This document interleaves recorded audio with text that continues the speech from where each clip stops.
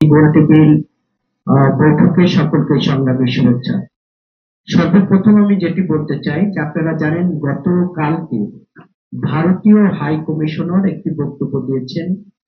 তিনি বলেছেন যে দুই দেশকে এক দুই দেশের জনগণকে এক করার কথা তিনি বলেছেন। এই বক্তব্যের ব্যাখ্যা তিনি কিন্তু দেন নাই।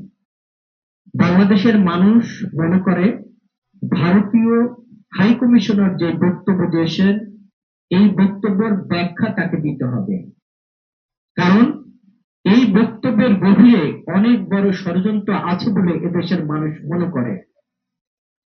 আমরা তো একটি স্বাধীন দেশ, আপনার দেশের মানুষ আমার দেশের মানুষ এক হওয়ার কোনো প্রশ্ন ওঠে না, কারণ আমরা রক্ত দিয়ে এই বাংলাদেশ প্রতিষ্ঠিত করেছি।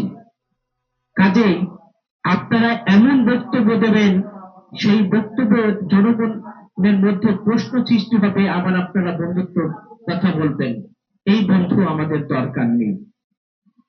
দ্বিতীয় কথা হলো যে গত 17 বছরে আপনারা দেখেছেন যে সীমান্তে কি পরিমাণ আমাদের ভাইদেরকে তারা হত্যা করেছে, আমাদের বোন ফেলানিকে গুলি করে হত্যা করে তারা কাঁটা তারা ঝুলিয়ে রেখেছিল, বিশ্ব বিবেককে নাড়া দিয়েছিল, কিন্তু ভারতের শাসক গোষ্ঠীর মনে হৃদয়ে কোনো নাড়া দেয়নি।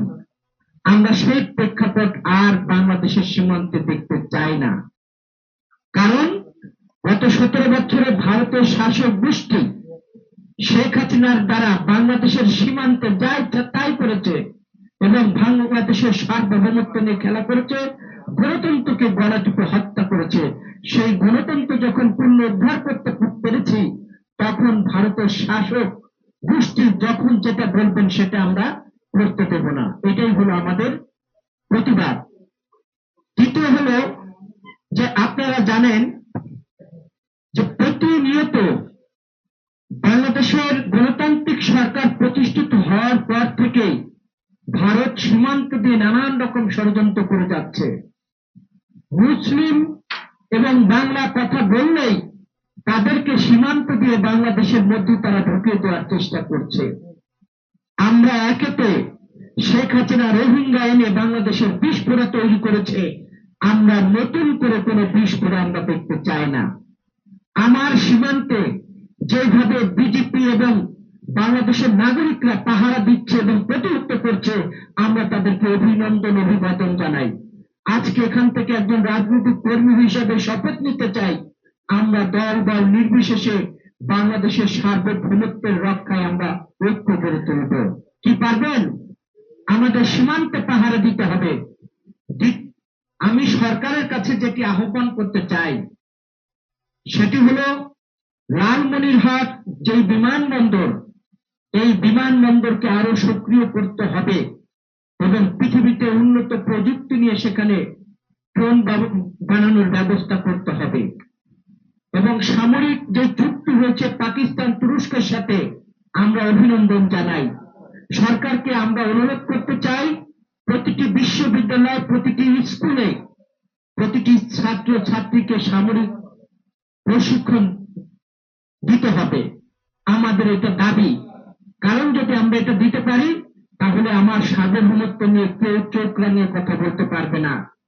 আর বিদেশি যে সকল বন্ধুরা আজকে পৃথিবীর মাথা উঁচু করে দাঁড়িয়ে বিভিন্ন আগ্রাসনের বিরুদ্ধে লড়াই করছে, তাদের সেই প্রযুক্তি নিয়ে বাংলাদেশে সামরিক শক্তি আরো শক্তিতে করতে হবে। তাহলে প্রতিবেশী এই দেশ প্রতিনিয়ত আমাদের উপরে যে চোখ রাঙিয়ে কথা বলে, সেই চোখ রাঙানো আর তারা পারবে না। গত 17 বছরে আপনার চোখ রাঙিয়ে কথা বলেছেন, আমাদেরকে যা ইচ্ছা তাই করার চেষ্টা করেছেন, কিন্তু বাংলাদেশের মানুষ আর কখনো চোখ রাঙানিকে মেনে নেবে না। কাজেই শেষ যে বক্তব্য, এই বক্তব্যটি আমি শেষ করতে চাই, ভারতের জনগণের সাথে আমাদের কোনো শত্রুতা নাই, ভারতের শাসক গোষ্ঠীর সঙ্গে আমাদের লড়াই।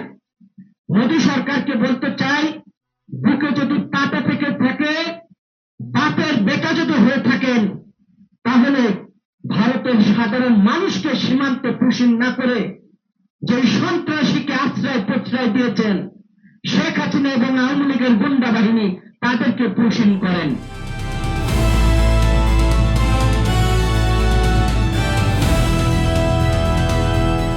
দিনাজপুর টিভি মানুষের জীবনের কথা বলে।